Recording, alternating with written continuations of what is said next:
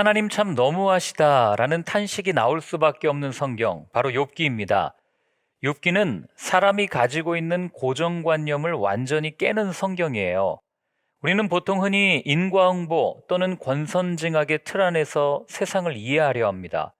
선하게 살면 상을 받고 악하게 살면 벌을 받는다. 이 공식을 그대로 믿음에도 적용시킵니다. 공의와 정의의 하나님이시라면 착하게 사는 사람은 잘 살게 하시고 나쁘게 사는 사람은 어렵게 만드셔야 정상 아닌가 이렇게 생각하지만 그렇지 못한 현실을 보면서 괴리감을 느끼는 거죠. 이런 것을 신학적인 용어로 신정론이라고 하는데요. 이것을 욥기가 정확하게 설명해 줍니다.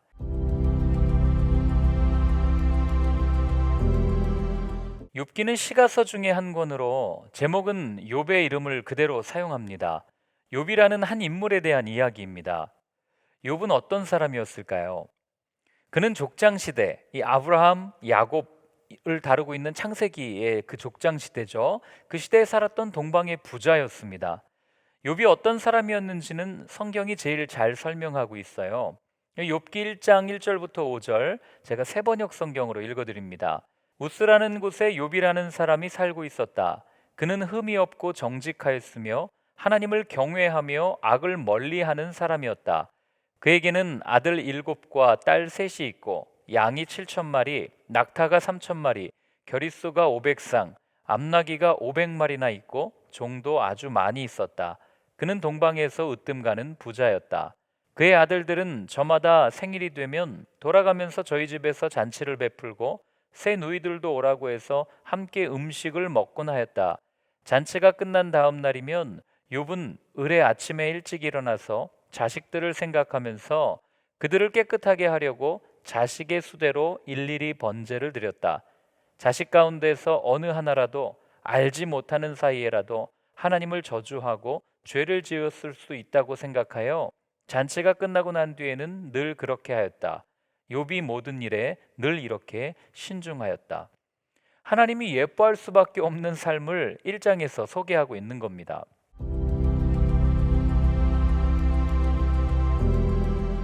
욥의 시대를 정확하게 알 수 없지만 족장 시대로 추측합니다. 이유는 첫 번째로는 욥이 자기 재산을 이야기하는데 가축의 수요대로 말을 하거든요. 이는 족장 시대에 행해지던 관례와 같은 겁니다.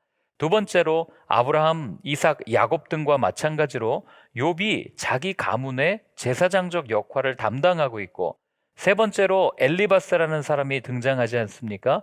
이 사람이 대만으로 불리던 땅에 살고 있는데 이 땅은 에서의 장자 엘리바스의 후손이 살던 곳입니다. 네 번째로 족장 시대의 하나님에 대한 호칭이 샤다이, 이 전능하신 하나님이었는데 욥기에는 이 샤다이, 전능하신 하나님이라는 호칭이 무려 31번 사용됩니다.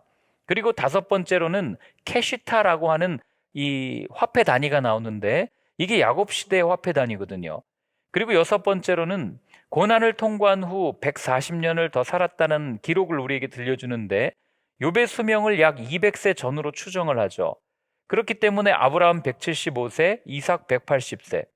그리고 마지막으로 일곱 번째로는 출애굽 사건에 대한 언급이 전혀 없는 거예요. 그런데 욥의 배경이 창세기 족장 시절이라고 해서 욥기가 창세기 시대에 기록되었다라고 주장하기에는 무리가 조금 있어요. 학자들은 욥기의 저술 시기를 고레스 칙령 이후, 즉 포로 시대 이후라고 말을 합니다. 왜 그렇게 생각하냐면 포로에서 돌아온 이들에게 펼쳐진 현실은 행복한 삶이 아니었잖아요. 아무것도 없는 황량한 벌판과도 같은 현실이었습니다.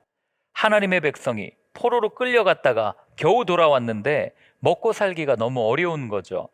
어떤 희망도 가질 수 없는 그때 그들에게 던져진 질문, 도대체 하나님은 누구신가? 하나님은 도대체 어디 계신가? 하나님의 백성인 우리를 보호하고 계신가? 이런 질문들이 던져진 겁니다.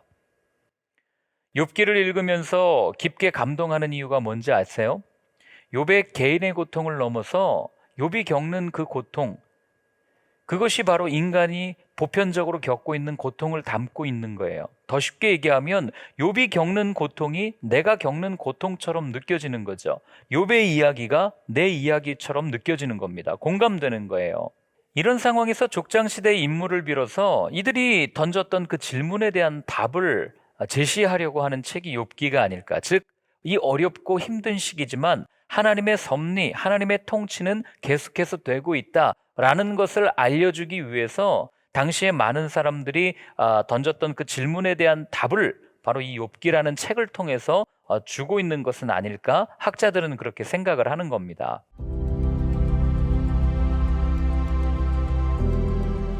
욥기가 어렵게 느껴지는 이유는 이 내용이 그 내용 같고 저 내용도 이 내용 같고 그 말이 그 말 같은데 하는 이런 부분 때문에 그래요. 그래서 이런 거는요, 욥기의 구조를 정확하게 알고 있으면 이 사람이 한 말이구나. 비슷한데 뉘앙스가 조금 다르구나 라는 것을 알 수 있습니다. 욥기의 구조는 지금 화면에 보여드리는 이 표를 참고하시면 되겠습니다.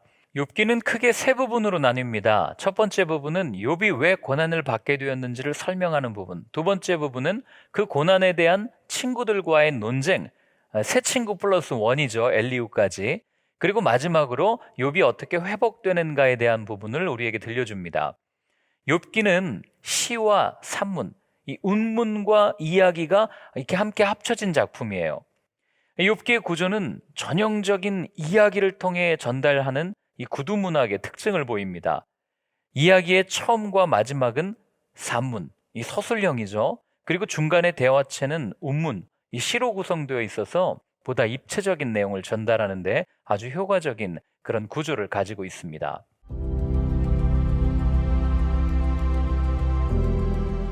어느 누구도 당사자가 겪고 있는 고난과 고통에 대해 함부로 판단하거나 말할 수는 없습니다. 더욱이 겪어보지 않은 고통에 대해서는 더더욱 그러하죠. 이런 질문들에 대한 답을 주는 책이 욥기입니다. 고통이 죄의 결과일까요? 예수님의 제자들도 고통을 죄의 결과로 생각했지만 예수님은 그렇게 말씀하시지 않았습니다. 욥기에 흐르고 있는 큰 흐름 중에 하나가 악인들은 그들의 죄로 인해 고통을 받고 의로운 사람들은 보상을 받는다는 인과응보 사상입니다. 욥의 친구들의 주장이 그러했습니다. 자, 우리 첫 번째로 대만 사람 엘리바스인데요. 엘리바스는 경험적 지식에 근거한 철학적 사고방식을 가진 사람이었습니다. 그래서 그는 죄 없이 망한 자가 누구냐? 하나님의 징계를 받는 자에게 복이 있으니 징계를 업신여기지 말라라는 이런 말들을 통해서 죄를 지으면 고난을 겪기 때문에 회개해야 한다고 충고합니다. 엘리바스는 욥이 당하는 고난의 원인을 욥의 죄라고 단정지은 거예요. 그의 주장은 정통적이고 건전해 보입니다. 그리고 이는 히브리서의 주된 사상이기도 합니다. 그러나 예수님은 죄가 없으셨음에도 가장 처절한 고난, 십자가의 형벌을 감당하셨단 말이죠. 하나님의 자녀가 죄와 상관없이 고난을 당할 수 있다는 점을 고려하지 못한 그런 엘리바스의 경솔한 발언이었던 겁니다. 두 번째로 수아 사람 빌닷입니다. 빌닷이 욥을 정죄했던 이유는 보편적으로 인정해야 될 이 하나님의 정의를 욥이 비난했다고 여겼기 때문이에요. 빌닷은 하나님의 공의에는 오류가 없다라고 주장하면서 옛시대 사람에게 묻고 조상들에게 배우라고 권면합니다. 빌닷은 역사와 전통에 근거한 법률가적 사고방식으로 그의 주장을 한마디로 줄이면 의로운 사람은 세상에서 성공하지만 악한 사람은 실패한다라는 겁니다. 만약 빌닷의 주장이 맞다면 오늘날 그리스도인들이 갈등할 이유가 전혀 없습니다. 말씀을 따라 사는 사람은 풍족한 번영을 누려야 하기 때문이에요. 이 빌닷과 욥의 이 관점의 차이가 있는데 빌닷은 하나님은 공의로우시다. 사람의 행한 대로 심판하시기 때문이다 라고 주장하지만 욥은 하나님은 공의로우시다 때문에 하나님께서 인생을 어떻게 대하든 그 앞에서 불평할 수 없다라고 주장하는 것으로 우리는 살펴볼 수 있습니다. 세 번째로는 나아마 사람 소발인데요. 이 소발에 따르면 욥은 거짓말쟁이고 남을 조롱하는 사람입니다. 하나님의 명예를 지키기 위한 정의의 기사처럼 행동하는 소발은 그의 말을 들어보면 이론적 근거보다는 가정을 앞세운 독단적 사고방식이라는 것을 알 수 있습니다.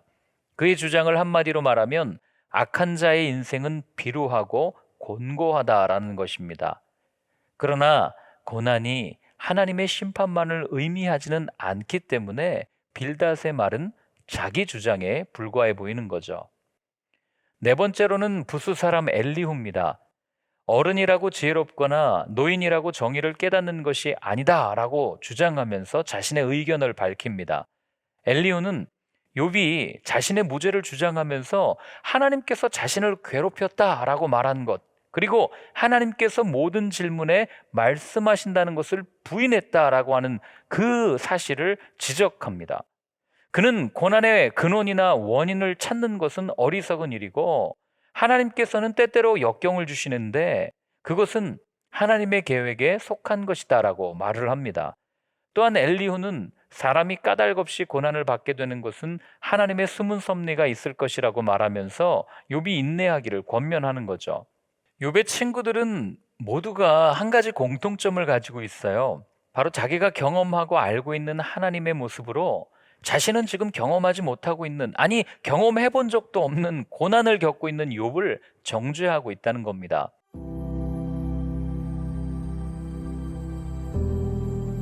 욥기는 인간의 고통과 악의 문제를 이야기하지만 인간의 고통 그 자체에 주목하지는 않습니다. 그보다 고통을 통해 무엇을 배우는가, 여기에 초점이 있어요. 욥은 모든 것을 잃고 어찌하여 의로운 자가 고난을 당하는가, 과연 하나님은 의로우신가라는 신정론적 질문으로 씨름합니다. 그러나 욥기의 결론부에 나오는 것처럼 그는 결국 자신의 삶에 대한 하나님의 절대 주권 앞에서 겸손히 순종할 수밖에 없는 자신의 위치를 깨닫게 됩니다. 그렇게 욥기의 주제는 고통받는 욥이 아닌 고통을 통해 변화된 욥입니다. 추상적으로만 알고 있었던 하나님이 고통을 통해 자신과 함께 하시는 분이라는 인식의 변화를 욥기가 말해주고 있는 겁니다. 고난이 어떤 것이다 이렇게 쉽게 정의를 내릴 수는 없습니다. 자녀를 잃고 사랑하는 사람을 잃은 사람에게 찾아가서 아무리 위로한다 한들 사람의 말은 위로가 될 수 없기 때문입니다. 그러나 하나님께서 욥을 통해 주시는 고난에 대한 해석은 하나님을 알아가는 사건이며 구원의 증표라는 것입니다. 우리는 고통 가운데 묻습니다. 하나님, 대체 이 고통 가운데 어디 계십니까? 이런 질문 앞에서 우리의 행동은 둘로 나뉩니다. 회피하거나 인내하거나. 고통을 외면하고 도망칠 것인가? 좋은 때에 좋은 것을 주실 것이라는 믿음으로 인내할 것인가? 우리가 기억해야 할 것은 어떤 노력을 해도 일탈을 하며 설사 믿음을 버릴지라도 하나님의 때가 되기 전까지 절대로 그 고난은 끝나지 않는다는 것입니다. 이것이 욥기가 우리에게 말해주는 팩트입니다. 하나님의 침묵은 우리를 성장시키는 영양제라는 것. 욥의 고난 앞에서의 하나님의 침묵은 욥의 믿음을 성장시키는 영양제였다는 것을 꼭 기억하시기 바랍니다. 수고하셨습니다.